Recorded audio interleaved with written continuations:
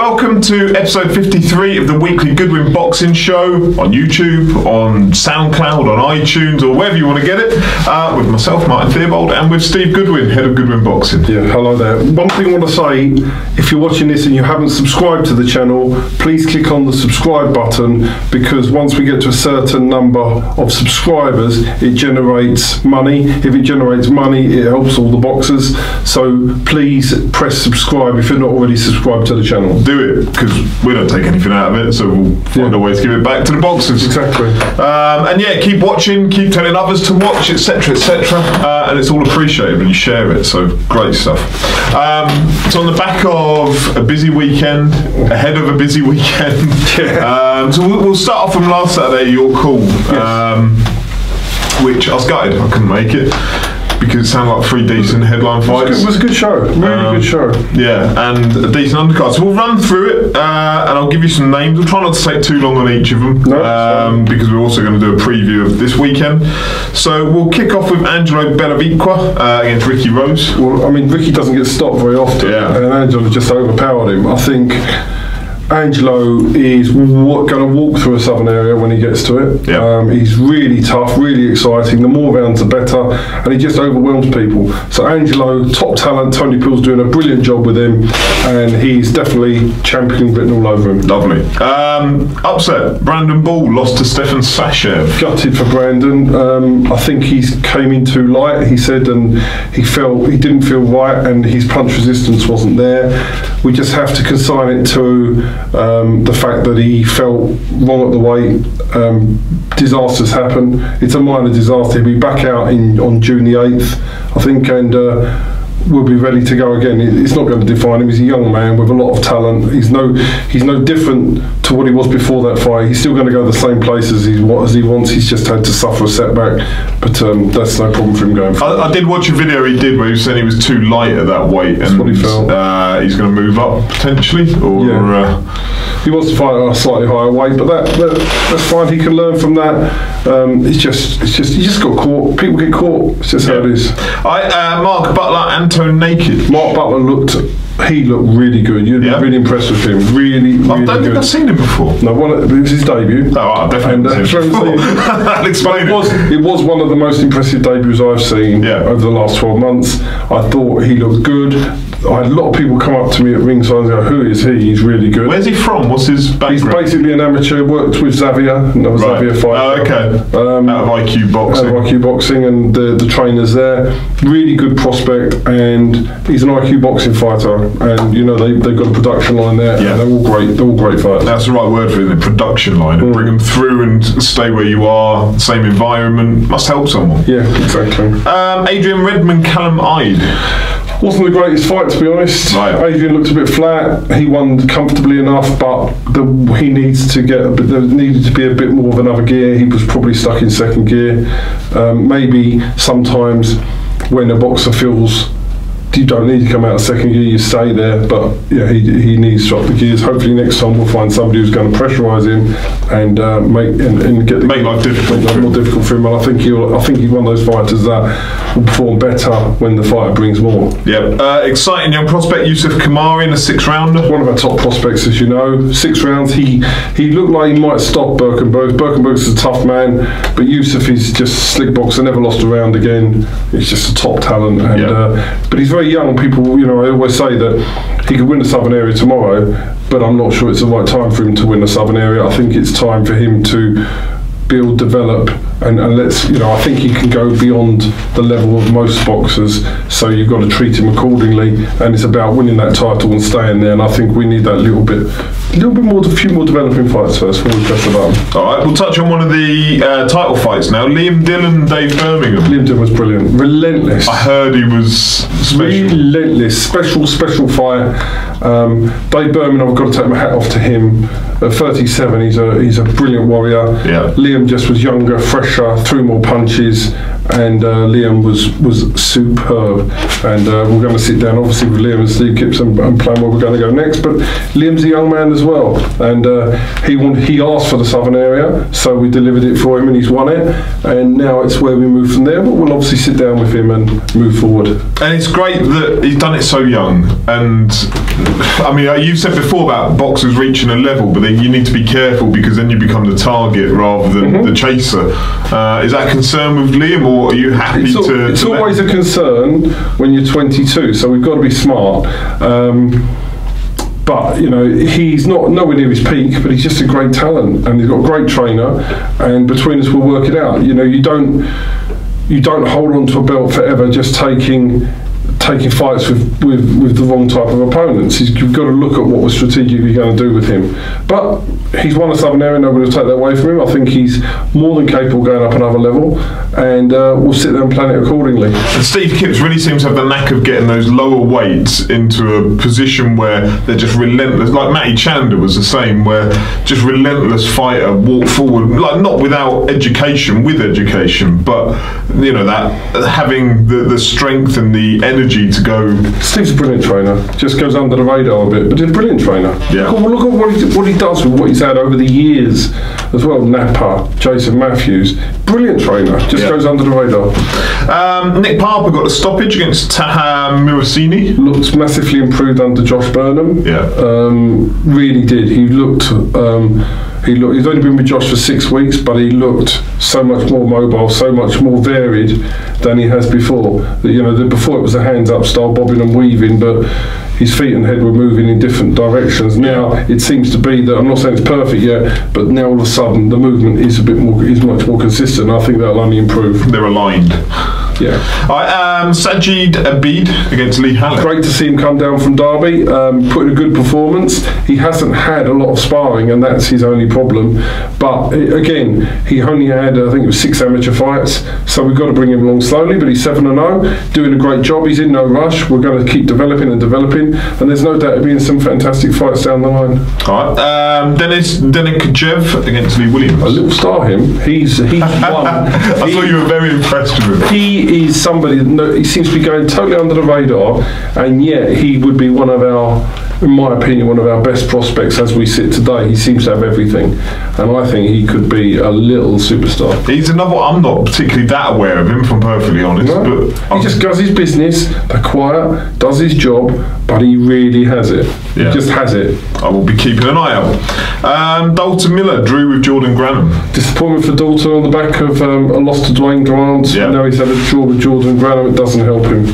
He needs to be getting back into title mixes, and he needs to get a row of wins together, and those 2 results haven't gone his way. All right, let's come on to another title fight. Sean Robinson picked up the title for you, and for him, clearly. And from what I've heard, it was a fantastic performance getting off the canvas against Joshua Ejakpovi. Yeah, I mean, I thought, for me scoring it was a lot wider than I had it. Right. I mean, were you fingernails? Well, I was actually not sure we'd get it. You know, it's one of those. I thought we won it, but sometimes in fights like that, you don't. You know, we've had a run of things where we've not been getting decisions that I thought, so you start to get paranoid. And I thought we should win, but you've been put down, so you just think which way the referee going to look at it. But I'm glad that he scored it the way that I thought in terms of the winner. Again, I didn't have it that wide. But I think if you look back at the fight, and I have done, the difference was Sean was letting go of his hands, and Joshua was not letting go.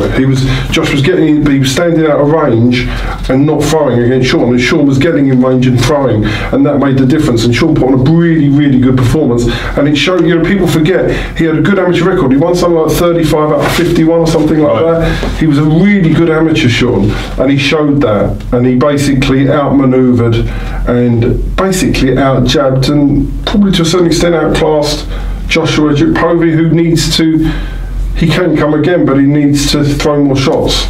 I mean, he's another one, Sean, that's probably gone under the radar, really, of He's only 23. Yeah, so brother of Luke, trains with Brad Udofia. Look at that stable. Well, that stable's coming. And I was there at the infancy of that. I was down there training with them, and proud to see them. They're all coming. We built Sean, Brad, Linus from scratch. I've managed them from day one. And Terry's done a fantastic. Terry's done a brilliant job. And look at their careers, how they're progressing. I'd say Terry's done a good job. The boxers have been fantastic, and we've also done a good job. So between the team of us, it's working fantastic. That's great for Sean. Congratulations. And do you know what? He deserves it. He's worked really hard, and he deserved being. I'm so happy for him that he won that title. And you can probably see when I jumped in the ring, I was so excited. No, it's delighted. And we just got to sit down. Once again, when you win titles, it's a totally different plan of action and a different conversation. I say to boxers, because I have a lot of people come saying, I want to fight him. And I say, when you're the champion, you now make that call. You have that period of time to do a voluntary defence. It's what suits the champion now. Or you look upwards. You either do a defence or you move on. And they are the conversations that I'll be having with all the champions. Excellent. So you've got 3 more to deal with. We'll come on to that one in a minute. Ellis Zorro, Kent Corpinen. That was a bit of a funny fight. I mean, it was just a wild fight. But Ellis won the fight, but he will learn a hell of a lot from that fight because he's a wild man, Kent Corpinen, and Ellis will learn a lot from that. I said to him, you learn more from that than you would from 2 or 3 other fights. So really good learning fight for him. Louis Darling, Phil Williams. Life and death. That was Louis nicked it 39-38, but he's in the wrong. He's in the wrong. He'll make a really decent cruiserweight. He won't make a decent heavyweight. He's too small. That's where he was at, wasn't he? Before he took his career break, and then he's back at heavy. But he needs to come down. It's pointless him doing any more fights at heavyweight. If he's not at the right weight next time, he needs to wait until he does, because he could be a really good cruiserweight, but he won't make a good heavyweight. The good guys will be too big, too strong for him. I'm being realistic. He knows that. He knows and it's how much he wants it. If he wants it badly enough, he'll get the weight off. He'll have to get the weight off. If he doesn't want it badly enough, he won't get the weight off. And he says he wants it badly enough. Now he's got to prove, because he mustn't go in the ring again as a heavyweight, because they're just too big. And yet but what he has got, he's got balls of steel. He's one tough man, one super tough man. He's got all the attributes to be a really good cruiserweight. So that's where I want to see him now, because I think he can win titles at cruiserweight. Right, Xhuljo Vrenozi. Yeah, I mean, he's came back. He's been back in the country about 2 weeks. Wasn't his greatest performance. He was effective, but not devastating. And I'm being honest. I wouldn't, I'm not going to lie. But he put in a good, solid performance. He deserved the win, but he wouldn't have been at his best. Yeah, young Sam Cox beating Georgia. Sam Cox was fantastic. It always surprised me, Sam, because he looks like he'll be in Towie, doesn't he? But he can fight. But he really, that fight was in memory of his mum, and he was fired and pumped up, and he really let go. For the first time in his career, he let go with vicious punches, and he was really good, Sam. Yeah. I'm so delighted that he got a stoppage, so delighted that he won that fight in memory of his mum and the way that he did it, and we've got hopefully some exciting news to reveal next week for Sam. Oh right, okay, we'll find out what that is next week. But yeah, I think the lad can fight, but if you look at him on face value, you think he wouldn't be able to, but yeah, looks are deceiving and all that. John Palata. Right, now John Palata showed up. John Palata turned up, and honestly, Martin, it was different. It was like watching a different. His debut was good, but the guy capitulated, right? The next 2 fights, he was just amateur, moving about the ring, and then when he let go, it was electric, and speed, power, everything. He's fighting again next week, and he's fighting Chris Healy, who's coming off a win, who's 8-4. So I want to see him again next week do the same, because Chris Healy is a tough proposition. Dean Wingrove, who was making his debut, but the signs are there. It's coming, and if he can maintain this, there is no reason that he cannot be a serious force in the heavyweight division. All right, lovely.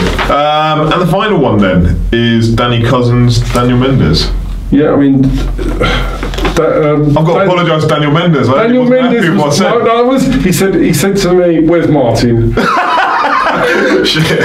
He said he's in hiding. I said he's not here today. He said I just want to have a chat with him and let him remind him what he said. I actually didn't feel you said anything that bad. I don't think if I did apologies. But you did predict he'd lose. I did predict he'd lose, but then I make predictions and I'm often wrong. And good on him for proving me wrong. But I thought Danny would outmove him and wear him out, and the fact that he didn't. It really wasn't like that. I think Daniel produced the best performance of his career. It was fantastic, and it's nothing personal against you, Daniel. Trust me. Honestly, it was a different Daniel Mendes, different than you've seen him before. He performed really well.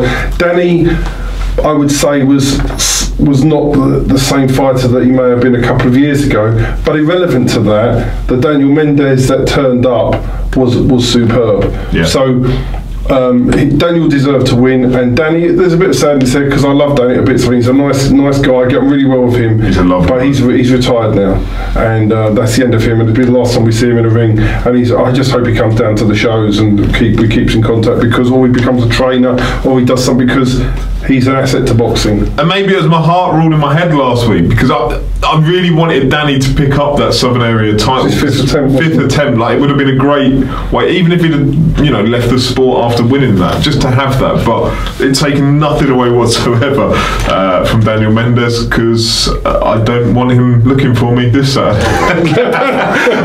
So no, congratulations, Daniel. Yeah, no, I think I mean, to be honest, he's a lovely man as well, isn't he? Yeah. And he's so quiet though, isn't he? Very thoughtful individual when you speak with him. Great. I mean, and a credit to the sport. He came to us on the back of a 2-1 Maltese record. You wouldn't have thought when you pick him up with a 2-1 Maltese record he's going to win a title. No. You wouldn't, would you? No, not at all. And the fact he's done that, it's full credit to him. He's persevered, he's worked hard, he's done everything that's been asked of him. He's not been 1 millisecond of trouble to us. He's been brilliant to manage. So, Danny, they both deserve to win the Southern Area title. Only one of them could. So. Yeah. I think that solidifies, that validates somebody at that Southern Area level. As you say, there's doubts over the Maltese element of it, but that validates somebody of hitting that level, and hopefully you can move them up. Absolutely. So we'll move on. We've got questions to go through, but before we do that, move on. This Friday you're doing a public weigh-in at Dunstable for the 2 title fighters. Yeah, for both Prospere and Linus Udofia, which isn't a title fight, is it? It's the eliminator. But it's day before weigh-in, so... Yeah, so you can do a public weigh-in at 12:45 at the Dunstable Centre, Community Centre, Church Community Centre in the High Street. Everybody's welcome to come. If you're from the area, come along and support the fighters.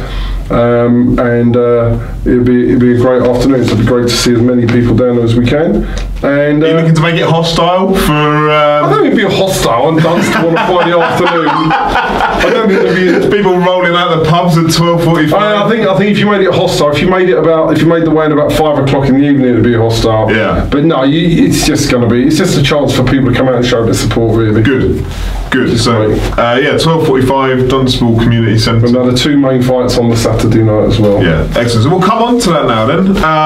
Duane Sinclair fighting this week, not against Jordan Joseph. No, we had to get replaced. He's now fighting Taya Mehmed. Unfortunately, Jordan Joseph is ill. He had to pull out of the final. So Duane's had to drop to a 6th round to fight Taya Mehmed. But it's important Duane keeps active because he hasn't fought for a while. And then after this fight, Duane will make the decision whether he wants to reschedule the fight with Jordan or he wants to move on to other things. But we'll talk to Duane about that after the fight. Yeah, I mean, these fight cups have been problematic in terms of scheduling fights, haven't they? I mean, do you think, will you look at them in the future as a potential that you'll keep doing them or reformat them? This one has just dragged on far too long. Yeah. We should have had the final in December. It hasn't happened.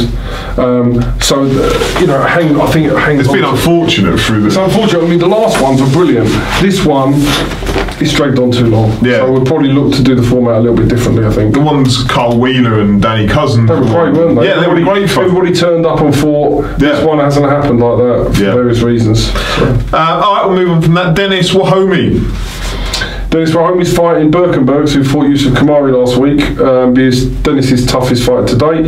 Denis is a really talented, another one of the IQ boxing machine. Undefeated, got lots of talent, and we want to fast track him to titles. So we'll be looking really for titles for him in the next 12 months. All right. Ricky Heavens taking on Theodore Budjadjev. Yeah. Now Ricky's. He's a very young man. You sometimes forget how young he is. And he's on the comeback, isn't he, a little bit? He took that defeat. but he's coming back well, and I expect him to progress. But it's very important for him to rebuild his confidence, and I have no doubt that Ricky will be in the mix. But I've got to, he's got to be treated like other young men and build slowly now. Yeah. Do you have a pep talk with everyone before they fight? Like, will you speak with each of these before they? I talk to them when they in the week before, or no. I normally talk to them on the day when we do the pains and all stuff like that. So I'll always talk to them on the day. I speak to them normally a week or two after the show. Normally, because we've had one run into the other, I'll talk to everybody after this show. But yeah, we talk to the ones that lose. Obviously, I spoke to Brandon the next day. So if there's something gone wrong, we'll speak to them. When they win, it's quite easy. It's just a well done thing. But no, after this last show, then we'll sit and talk to every single one of them. But before you talk to some. It depends on a pep talk, or if they need it. Yeah. Because some don't, some do. You treat each fighter differently. Jonathan Palata, for example, when he had his last performance, he came up for a meeting. I gave him a pep talk. He took it away, applied it. Then you see what we get. Yeah. And that's what sometimes you need to say. You just need to change. So therefore, yes, what we do. So it's different for different fighters. Yeah. Kane Cantell against Andy Harris. Debut for Kane, trained by Sean Ells in Hammersmith at the Barry O'Connell gym. That's state of mind. State of mind. I like what they do there, because they switch the trainers round, don't they, of the lead trainers. So you have Barry and you have Brian G, and then you have Sean. I like that. The other trainers get the opportunity to work with the fighters. Yes, that's good. So that's good news. So he's ready to go. So I'm looking forward to seeing Kane. He's talented, but will need time. Yeah. So it's great. So I'm looking forward to seeing him. All right. Jack Newham, Antonio Horvatich. Well, Jack's coming off a disaster at Tottenham. Yeah. But hopefully he'll learn from that. I think Jack's got an immense talent, and I just think it's like Brandon Ball. You get caught, it's about how you come back, and Jack's not phased. He's coming back, and I'm really looking forward to see Jack back in the ring. Yeah. Ziggy Macauley against Callum Hyde. Yeah, Ziggy's debut. We'll see. He's been sort of trying to turn pro for about a year and a half, 2 years. So we've got to, we've got to see Ziggy in the ring and evaluate from there. He's coming in at 13 stone 5, I think it is. I was expecting to see him at more like 12 stone 5. Right. So I need to see where we are in the ring, and we can chat afterwards. Again, he may look scintillating, he may not. But I think he's a boxer that's got talent. But whether he's too heavy or not, I'll see on. Maybe this is his right weight, and he may have, be naturally 13.5. Yeah. We'll see afterwards. One of the best to watch, just because he's mad and fun and heavy hitting, Dana Zaxo, and also talented considering his lack of experience. Yeah. I kind of think that's overlooked, isn't it, by Misa and the lad. You think about talent. The power and. The power's immense, but I think you forget that how little he had no experience, and yet how good he is. And if we bring him along slowly, do it the right way, who knows? You could have a little success, a little gem here. Yeah, but it's not little. A big gem. And also, he's a gentleman and a really nice guy as well. Yeah. We'll touch on the, I don't know what the main event of the men's sport is. So the main event is K-Prosper. So we'll start with Linus, Udofia and Darren Cardona. Yeah. English title eliminator. Final eliminator. Final eliminator, sorry. So the winner gets a crack at, will be mandatory for the English title. Darren Cardona, one tough man. Some say beat Taylor Jones, who obviously didn't fancy the job or couldn't do the job. And so Darren Cardona is a man that stepped up. He's got the balls to do it, so full credit to him. And I think he'll give Linus a tough night. I think it's a tough fight. I think Linus will prevail, but it's a very, very tough fight. Yeah, very tough fight. Biggest fight of his career by a country mile.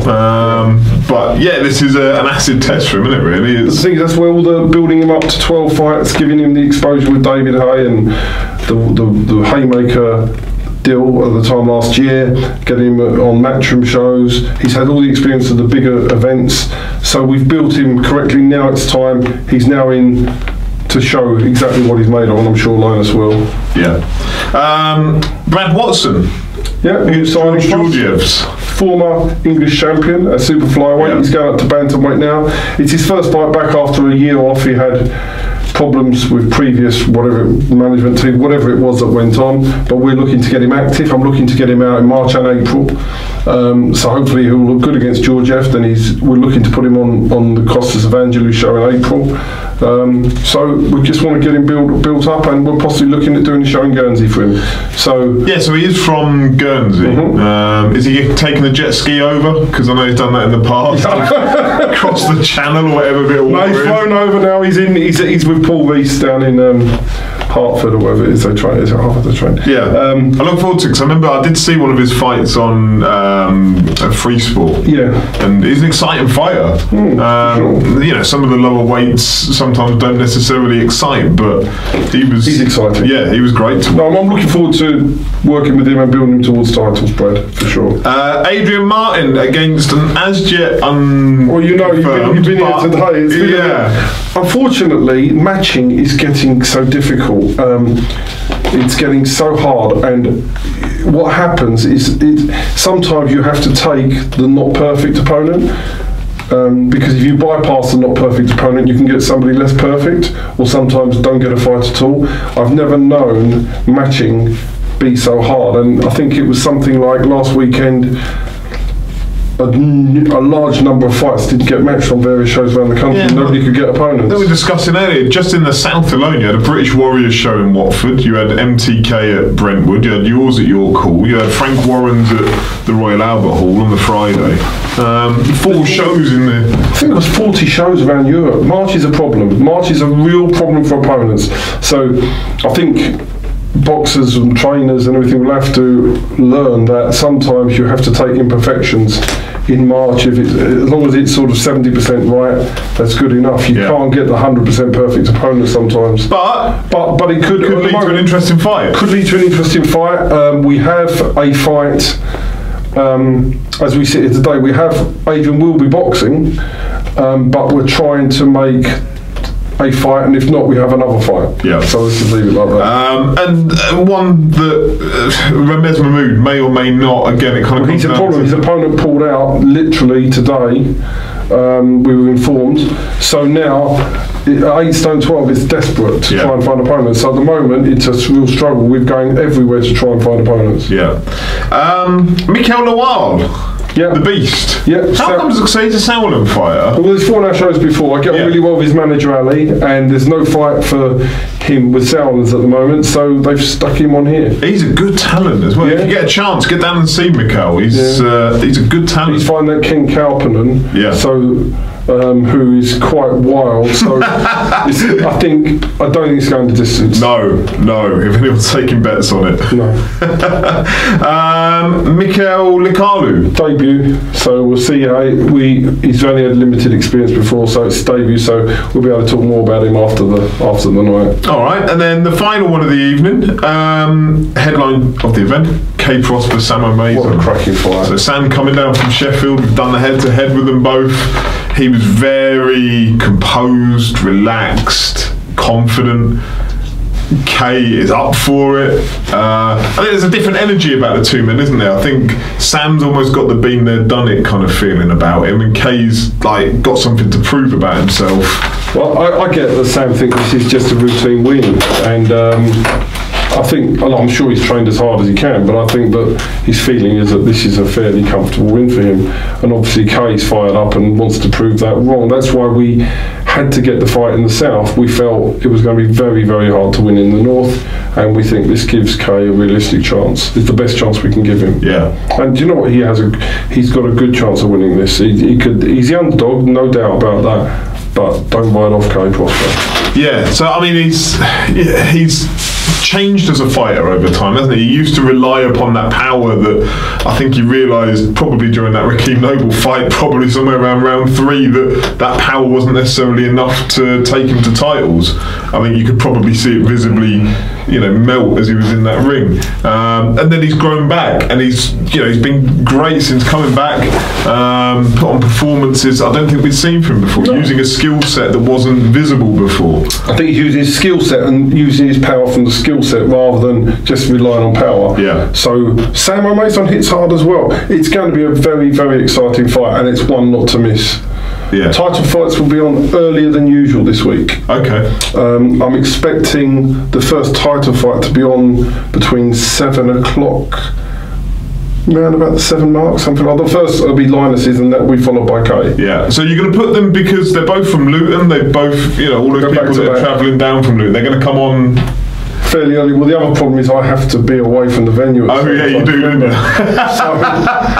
So more to the point, if I want to live on Sunday morning and not be buried 7 foot under by my wife, I have to be at this event that I've been committed to for a year. I have to get there. If I don't get there by a certain time, you won't be seeing any more boxing shows. So that's why the bigger fights have to go on early. Are they going back to back, do you say? Back to back. Okay, so all of Luton can get down there for those fights. 2 fights there, yeah.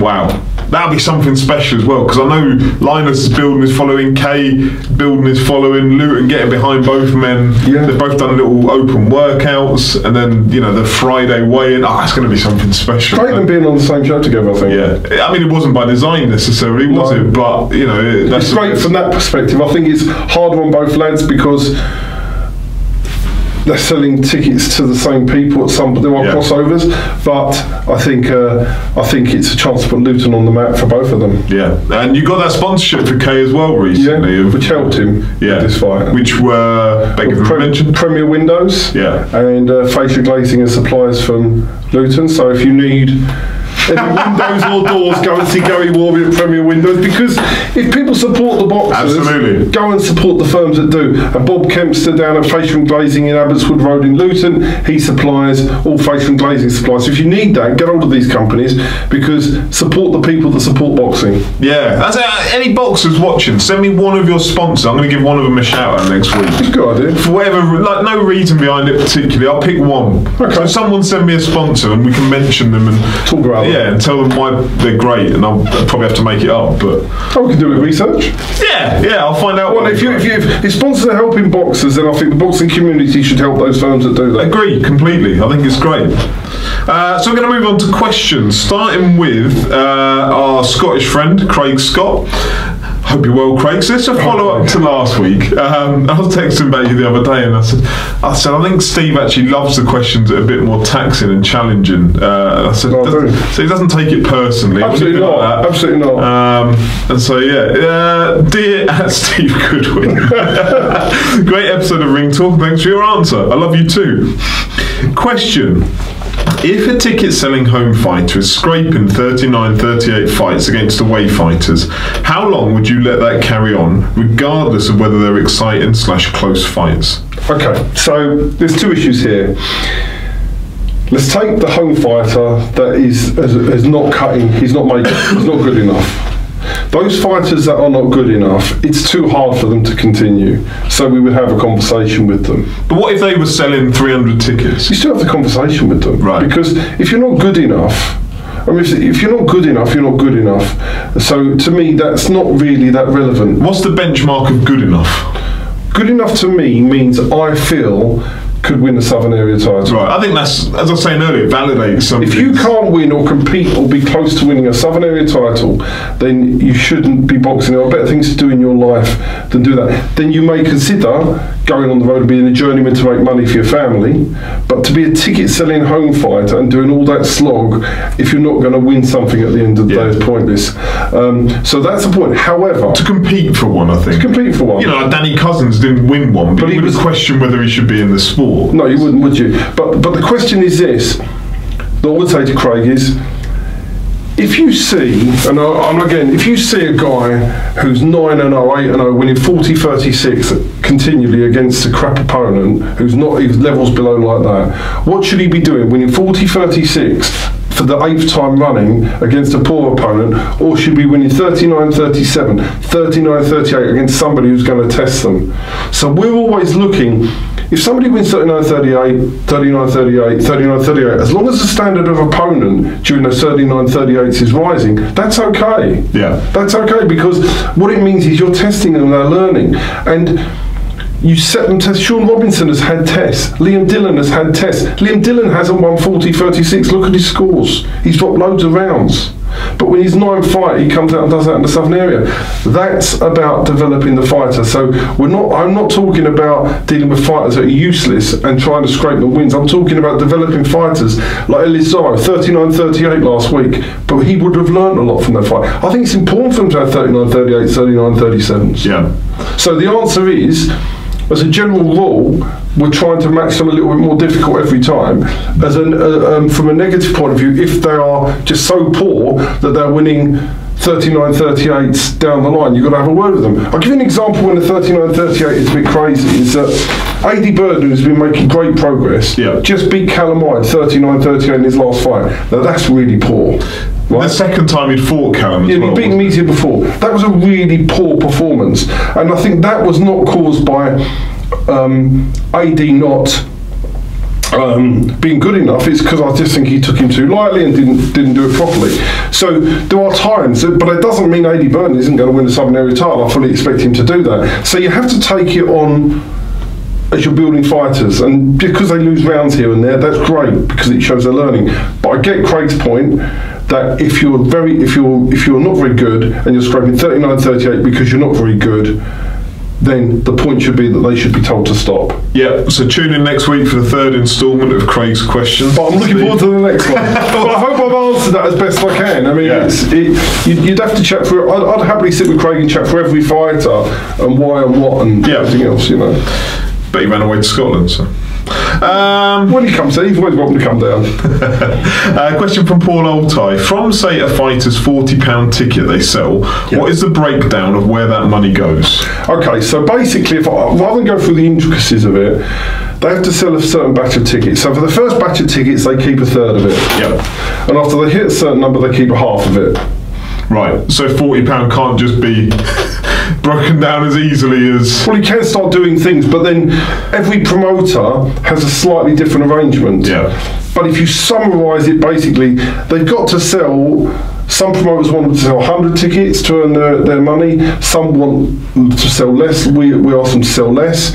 But basically, when you summarise, as long as they sell that number, then they're on about 33% of the ticket sale price. And once they hit that number, it goes up to 50%. So X amount of the ticket value goes into the house, essentially. To cover the cost of a show, which is very expensive. And then X amount goes into an opponent. And sometimes the X amount that goes into an opponent, as you've heard this week, doesn't even cover the opponent because they're so expensive.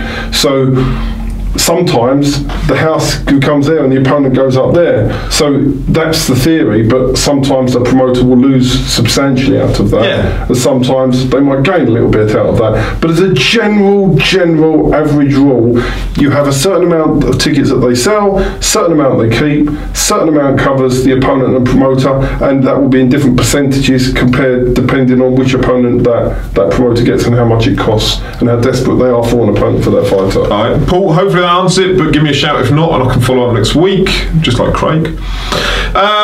John Bailey, what's Steve's tips for Cheltenham? Will he be attending any of the days? Do you know what's weird? I don't know if everybody knows this. I'm sort of an all or nothing guy. Yeah. So, when I was 15, I was ranked number 9 in the world at chess, right? You know that, yeah. Don't you? And at 17, I was competing internationally. Then I stopped, and I didn't just have an interest. I stopped, and that was it, because I decided that I had had enough, and I'd reached where I wanted, and to go to that next level, I had to do much more. So I decided that was enough. With horse racing, I used to be on Sky Sports doing the tips on Sky Sports. Did you? Did you know that? I didn't know that. I used to do this program called Racing News on the Saturday morning. Yeah, I know the one. I was on it. I used to be Not that I watch horse racing. No, but I used to be. I'd several times been on there as their tipster. Yeah. And I used to run a information service telling people what to bet on, and we were in the Daily Mirror setting up a £1 million gamble on horses in the year 2000. Yeah. So I was really big into it. So massively into it. I was all over the country doing all the and you had the horse racing business? So I was massively into it. I decided 3.5 years ago that boxing had become, there was a period where it had overlapped, boxing had become more of my passion, so I stopped. But when I stopped, I've never been to a racecourse again. I don't watch horse racing again. I don't follow it anymore. I have nothing to do with it. So it's just gone. So when you walk away from boxing at some point, 5 years, 10 years in the future, whatever it is, do you think you'll have that same disassociation from the sport? Probably not, because I was a fan of it. Right. I was genuinely a fan of it beforehand, going back many years. Horse racing I got into because of my dad, and then I found a gap in the market. I think with boxing it's something that I would always watch, irrelevant to whether I was in it or not in it. Right. So I think so. But that's why. So I'm not going to Cheltenham. I don't even have a clue who's running. I don't have a clue about anything. So I wouldn't. I'd know less than everybody else. My best advice on Cheltenham is don't bet, because the bookmaker, unless you knew what I knew at the time, which I made some money out betting on horses. You lose money. So I don't think you should do anything that loses money. Gambling is you don't see a poor bookmaker. Yeah, but then you like a gamble now and then, don't you? But do I win though, overall? You tend to, again with your all or nothing attitude, is you wait for the opportunity and then go. Yeah, I don't just bet on everything. Did you bet on Wilder Fury in the end? You said you lost. Yeah, I lost. Because you said about it at the time. No, I forgot to ask. I did lose. I lost. What did I lose? I lost a little bit of money. But that's the only one I've known you lose. No, I actually lost. I've lost two. I've lost two in a row. Oh, but only small bet. I had a small bet. I had a small bet on McCarthy's beat Rickpool. Oh right. I thought that was a good bet of 5 to 6 even money. So, but yeah, we lost on that, and I lost on Fury. But the 25 before that had all won. Yeah. So 25 winners and 2 losses. So just have to balance. But overall we're winning. So that's all good. Daniel Smith on Twitter. Is there always someone from UCAD at each show? If not, is it more random if someone from UCAD turns up? And do they let you know as a promoter if they're coming to a show, if it is random? Right, the only time they definitely come is for British, Commonwealth or title fights above that, then they are there. I've only ever had, in 9 years of being in boxing, and 86 shows, them turn up randomly twice. And I didn't know about that, but they came randomly twice. And rightly or wrongly, I suspect they're probably tipped off to go to a show? Yes, I think so. And the funny thing was, when they came randomly, they found somebody at it. There you go. I would guess that they only attend ones where there's a high percentage chance they're going to find. They obviously got some intel to do that. So we've had it happen twice, and once they definitely caught somebody. The other time, I think it was all clean. Okay. So no, they just don't. Actually, I'm lying. Twice they caught somebody. They've been 3 times random. Right. I apologise. 3 times random, and twice they caught someone. Right. Which is either indicative of the fact they are tipped off, or indicative of the fact that there's a problem. One, they were definitely tipped off. I know for a fact. Right. Yeah. So there you go. Again from Daniel Smith. With Linus fighting eliminated for the English, are you now completely moving past the southern area?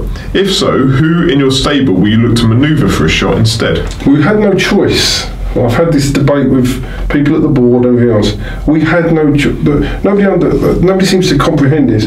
We had no choice but to move past the southern area. It wasn't on offer.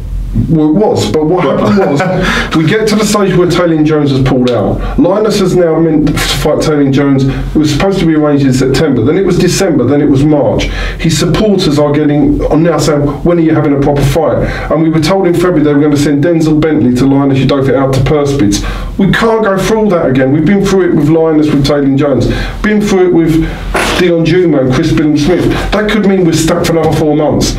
He was mandatory. He was in a mandatory position for the English title. Do we give up the mandatory position to chase back to the southern area again? So at that point, we had to say, look, there's no offer on the table. If Bentley's people had said, here's an offer, right? Here's an offer, because he would sign a contract to Frank Warren. Here's an offer. We may have done that offer, but there was no offer. We weren't going through a Perspiry process. Lose our mandatory position for the English title is stupid. Yeah. So we've now gone for a final eliminator for the English, and we were asked again by the southern area whether they wanted us to send it out this month to Perspids again with Denzel Bentley. But why would I want to? If we win on Saturday. If we win on Saturday and we're mandatory for the English, why would we fight for the southern area? If we lost on Saturday, yeah, we'll come back and fight the southern area. But they wanted to send the Perspids out last week. Well, we don't want to commit to that when we've got. So do you follow the logic? Yeah, no, absolutely. Why would you do that? It doesn't make any sense. So the answer to the question, but I'm just explaining what's been going on, is we've had to bypass because we weren't allowed to fight for the southern area. We wanted Linus Udofia to fight Darren Cardona for the English title, which is and we were refused permission for that. Yeah. So is there anyone else in the stable that you're looking to manoeuvre? Brad Pauls is ready to go, but I'm not going to. I mean, Denzel Bentley is a good fighter. Brad Pauls is on his way up. I'm not going to put Brad Pauls in with Denzel Bentley for the southern area. So if they want to make Denzel Bentley a fight, that's up to them. Brad Pauls is next to go, but I don't feel that for him. The Denzel Bentley fight is the right fight for him. So, because I think Denzel's a really good fighter, and he's going to be. I think we yet to see what happens when somebody hits him back. Yeah. But I think on paper he looks to be English-British level, and he's great. And I've got all respect for Denzel Bentley, but I don't really want. I think Linus is a bigger proven amateur than Brad is. Brad is coming through and doing really well, but I'm not going to put somebody who is one of my fighters like Brad who needs a bit more time against Denzel Bentley at this stage. It doesn't make sense. Frank Warren does that with Tantony Yard, doesn't he? He carries on avoiding all the fights that you would like to see. So it works both ways. We've got to be astute in our management. So Brad's ready to go, but not against Denzel Bentley. Okay. A question from UK Boxing 1, bear with me because this is quite a long one. Is British boxing really booming? Leading question, isn't it? Good question. For me, this is the worst it's been in the last 5 years. We've got one promoter whose first two shows headline acts are Yard versus Reeves and Bowen versus McCrory, which are horrendous bill toppers in my opinion. Not my opinion, his opinion. So everyone gets arsey with me. And has just sold his two best assets to Top Rank. Seems like Billy Joe Saunders is going to be announced this week. Again, not my opinion. Our other promoter seems to have a stable that's in a huge transition. He's run out of headline acts and seems solely focused on expanding his business outside of the UK. However, credit where it's due, I think the show on the 30th in Liverpool is the best Sky show we've had in the last 6-7 months. So, is British boxing really booming? No. I think if you look at it as a curve, it was booming. Yeah. So if we're looking at there, and they've done brilliant, but it's doing that now. There's no doubt to me that the quality of the shows is not as good on the whole. I agree with you with pretty much most of the things he's saying, and I think it can be spun it's booming, but you're getting people coming out for all these big stadium shows, but even that's been moved now because Joshua's has gone to America in what some people say was a point of trying to crash the US market. So the fact that it was all about the UK market was the leading thing doesn't appear to be the case with Tyson Fury, possibly Billy Joe Saunders, Joshua fighting over there. So the argument is I can't look at these cards and I'm not talking about any one promoter, I can't look at these cards and say I believe that British boxing is booming now. No. I think the problem it'd been called 12 to 18 months ago, I guess, is that there was a pay-per-view bubble where you built all these stars and it seemed like a really good time to cash in on the pay-per-view market, and it was short-sighted because you build all these stars and then they all retire off. So, in the last 12 months, who have you lost? Hay, Bellew, Groves, De Gale, there are others as well I can't think of off the top of my head, but people at the top end of it. And now they're gone, but you haven't built the ones underneath. Even someone like a Callum Smith, who's got the Ring Super Middleweight World Championship. I know he's become a father recently, and that's why he's been out of the spotlight and hasn't been fighting, but his profile should be more significant, having won the World Boxing Super Series, than what it was, or what it is, but... You definitely got to say with Eddie Hearn and Matchroom that more emphasis is in place on the American. Yeah. The zone is where their money's coming from. I think it almost seemed like you built the product over here, you did it with... It was a good product, there were good fights, there were good shows for the best part of 18 months, and then it's just dropped off a cliff or dropping off a cliff. But in that same period, you've got a massive check from America, so you can go and fill your boots over in America and move the product over there. That's how it looks to me. There are better fights in America than there are in the UK now. Yeah. The shows in America are better.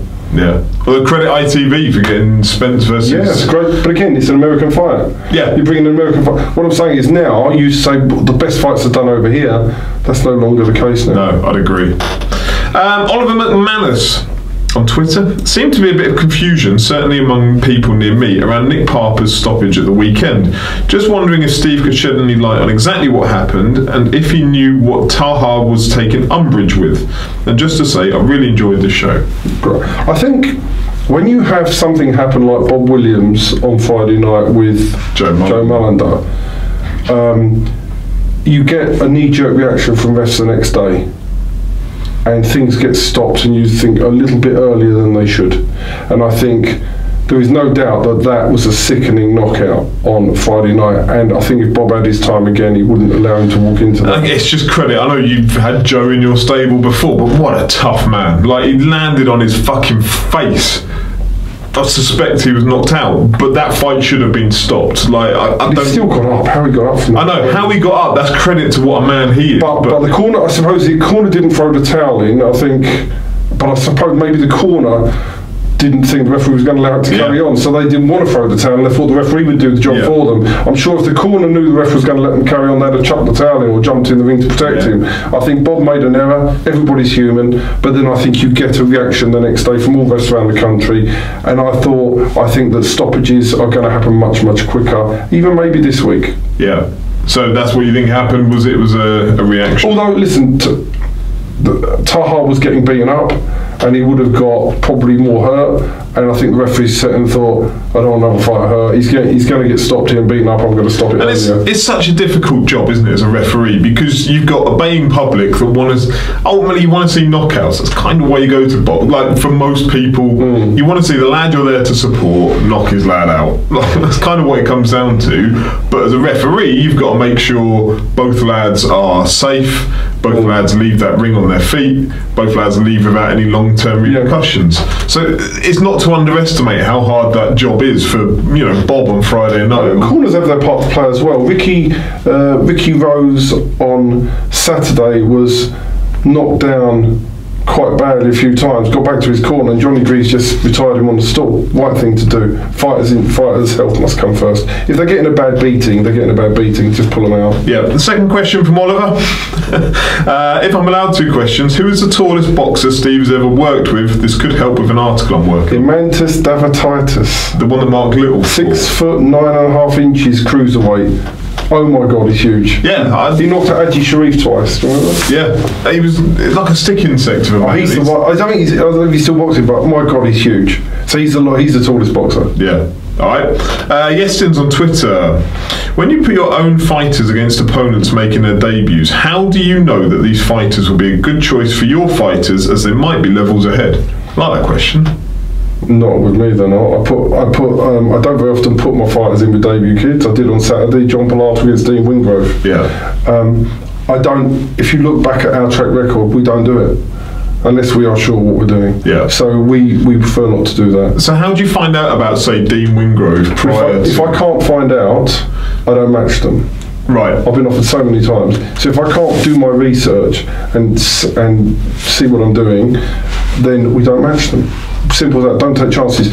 You can't rely on a manager, promoter saying, "Oh, he's rubbish. He's not very good." No, they lie.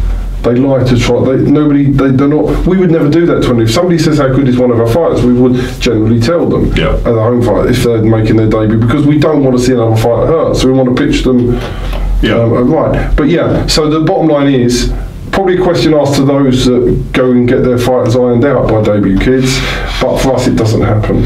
All right, Tim Brown, 2 parts of this question. What does Steve think of these matchups? Linus versus Denzel Bentley.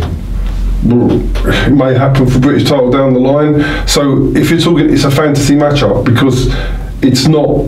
There was an opportunity to make that if they made an offer, because Linus would have been confident Linus will beat Denzel Bentley, and he's ready at his stage. He's had those fights in preparation for that. But Linus is now doing his route and Denzel's doing his route. They probably may meet sometime in the future. Great fight down the line. I think that's a simple answer. Liam Dillon versus Youssef Khoumari. Will not be happening. No, doesn't happen. Because of? Liam Dillon is 22, Youssef is 23. They don't need each other for a Southern Area title at this moment in time. Right. So it's not to say it couldn't ever happen, but why? Youssef Khoumari is a top talent. Liam Dillon is super tough. They're both very, very young fighters. Now that Liam Dillon's won a Southern Area, that sort of fight for him would be an English title, not a Southern Area title. And the same for Youssef as well. Youssef is taking his time anyway, but I think that's a fight that you could see as English, but not for. There's just no point for Southern Area. This one I'm not sure if you'll be able to answer, but I'll ask it anyway. Also, how can the board sanction Kirk Garvey and David Birmingham to fight for titles? Kirk lost for Southern Area, and he had an English title fight, and David lost for a Southern Area himself. So let's deal with this. I'll try and do the best I can. Sanctioning thing, when we apply for fights to try and make fights happen, we apply for sanctions for fights. Most are rejected, some are accepted. The board will make various decisions. So let's look, for example, at those two fights. You can't criticise the Kirk Garvey thing because he won. Yeah. So that I'm not sure he is criticising it, to be fair. No, but how can they sanction? Well, if you look at Kirk Garvey, if you question why, they will take into account Kirk Garvey's amateur record. Yeah. Has he won two? I think it was 2 ABA titles. Yeah. His loss. His major loss was against Sterling in a really close fight, and Sterling is considered to be higher levels than Southern Area. So sometimes that was a Southern Area title fight, in my opinion, 2 English level fighters. Yeah. So the board have took that on board, and they therefore sanctioned it. And it was right to sanction it because the results proven that they were right. So when we say how can they sanction it, I think the result has proven that they were correct in doing so. Yeah. At super featherweight, which is a division that Liam Dillon fought David Birmingham in, there are very, very small supply of fighters. I think you've only got 7 or 8 Southern Area fighters. Right. And some of them are not even eligible to fight for the title. So therefore, the board would look at that and say that Dave Birmingham has come off a loss for the Southern Area, but he has come and got a couple of wins. He's beaten an undefeated fighter. Then he lost to Youssef Khoumari, which is no big shame. But they would then look at that and say, well, to be honest, his record of 8-3 is good enough. Is good enough to fight for a title because he's been there at that level before. And they would look at who is available and offering to fight for that title. What's the marketplace of fighters with the overarching view? Presumably, they want to keep those belts in circulation. So if they didn't sanction Liam Dillon, David Birmingham, there probably wasn't another fight for that title. And David Birmingham, 8-3, has enough in his army to do it. Now, what would happen? I'd be very shocked if they would sanction David Birmingham again. That won't happen. But I think that was a case where in a weight division like middleweight, they probably wouldn't have sanctioned it. Yeah. But in a weight division that's super featherweight, they will sanction it. You could also say when they had Jack Hughes, Ricky Little, why would you sanction Ricky Little, who got ironed out and around by Charlie Edwards? But at that division, the pool is so small, Ricky Little won. Yeah. So I think on the whole, they tried to make the right decisions. Sometimes I believe they are wrong. But that's the same whatever level. When you see world titles, these WBO European titles, you think, what's going on here? It just happens. Another one from Craig Scott. I forgot you'd sent this in. When a solid amateur, a la Mason Smith or Martin Madonna, is turning over, could you explain the process for winning their signature? Are they taken around various promoters and then decide which they believe is best suited? Do some of them align themselves with a promoter ahead of attaining a licence, leaving other promoters without the opportunity to sign them? Okay, it's a really hard question to ask me because I don't tout for anybody. So I don't do this, I don't play that game. Yep. So we only deal with people that approach us. There are other managers that go around all the amateur gyms, doing their marketing, spinning the stuff, doing their stuff to look for the signatures. So the first thing a boxer has to do when he goes for a license is appoint a manager. The manager comes before the promoter, and it's the manager then to go and get the promotional deal at some point. So generally that happens apart from Anthony Joshua, who was the Olympians who searched for the promoters first. So Mason Smith is not signed with a major promoter. So he's decided to go with Mo Pryor, who does a lot of, goes around the amateur gyms. Well, no, it sounds really awful, but he will tout for business. Yeah, well, and that's not in a bad way. He's scouting almost. He's scouting and going around, whereas we turn around and our phone rings often enough. We live by a reputation, and I don't actually want to go into Dutch auctions with fighters. I want fighters that want to come to us and appreciate what we've done in the past. Yeah. And if they do their due diligence, they're the fighters I want. Fighters that don't do their due diligence, that's fine. They'll probably come to us 3 years' time. All right. Cool. So that's the answer to that one. Last questions from my friend Riku. Has Steve ever considered giving his older fighters some sort of vocational training in boxing, e.g. shadowing Don Charles or him at negotiations, to help them transition into a career in boxing after they retire? It's a really good question, though. No, I haven't. I've helped, when fighters retire, I often speak to them. I will be speaking to Danny Couzens, for example, this week, finding out what they're doing, if they need any help. Yeah. But some of them don't want that. They normally either want to be coaches or they want to move on with their lives somewhere else. If a fighter wanted that, I would do it. So what I do though is, it's not like most people. I speak to every fighter that retires, find out what they're doing, where they're going, what their aims are, what their aspirations are, offer to help them. So I do that with every single one, but it's often not that they want to shadow people around. They normally want to go and do something. But if that was their wish, there's no problem. We've got them. We get them help to get them trained. Sean Ells, who had to retire, carried on working through Barry O'Connell's and got a license and become a trainer. So we try and support Sean. We send Sean boxers. We help them. Josh Burnham, who retired because of a medical issue, we've helped to send him boxers. So we help the boxers that we've been involved with try and establish themselves in other directions in boxing. But they don't necessarily want to shadow me. They're more interested in shadowing a trainer. Have you ever had any boxers that fancy becoming managers when they finish? You need a certain mindset, don't you, I think? Do you know what most of them say? I can't do it better than you, so why would I want to be a manager? I'll send the kids I've got to you. Lawrence Bennett, he was one, wasn't he? Yeah, but he will say the same thing. He will say the same thing. He said, really, he's got the manager's licence, but Lawrence said I've done a good job. So I think he can do them if it's sometimes more suited for them if they're local to him. But generally, most of my boxers feel I do such a good job, they would rather send boxers, they train them and send the boxers to me. Yeah. And then we have an arrangement where we don't charge boxers very much, so we allow the trainers to take more. So financially they're just as well as if they're managing, but they get our skill set in managing them. Alright. Final question, again from Riku. With the MTK and ESPN link up, MTK will have to improve their production. Could Steve see there being potential in MTK taking over Matchroom's Sky contract in 2021? Ooh. Could I see potential? What do we mean? Let's define potential. So I suppose there's two parts. In 2021, the Sky contract ends with Matchroom, to the best of my knowledge. Yes. I suppose the first question is there a likelihood that Sky will either stop working with Matchroom or open up the platform to other promoters as well, like they used to have multiple promoters on one platform? That question should be diverted to Adam Smith. I can't answer that because it's I don't really want to go into that, and I think that's a question directed to Adam Smith. I don't want to talk about broadcasters. I think there's also 2 years to go until it occurs, so even if you made a judgment now, in 2 years that landscape could look significant. Who knows? I mean, the thing was, what you got to remember is, the only thing I would say is there was a multi-fight deal with Box Nation that folded very quickly. Yeah. So let's see what happens, and you have to look, but I think we just have to see what happens and what transpires. Alright, so time will tell. But ask the question to Adam Smith, not me. Right, okay, so that's it for all the questions, that's it for the previews and the reviews. Saturday, your call, what's the details? Doors 4 o'clock, first fight 4:30. Title fights from 7 o'clock, roughly. Right. 7:30, I'd imagine the first title fight will be on. And then Friday, the open weigh-in.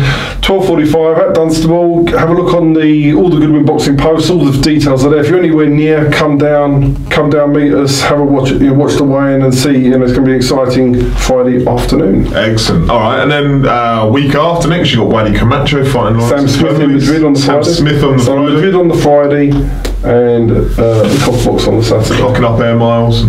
It's all good, but we've got to support Sam in her big quest to try and win the European titles. All right, so thank you very much. Thank you for sending the questions as always, much appreciated. One boxer, send me a sponsor. I'll mention them next week and we'll talk about them. Lovely stuff. Cheers. Cheers.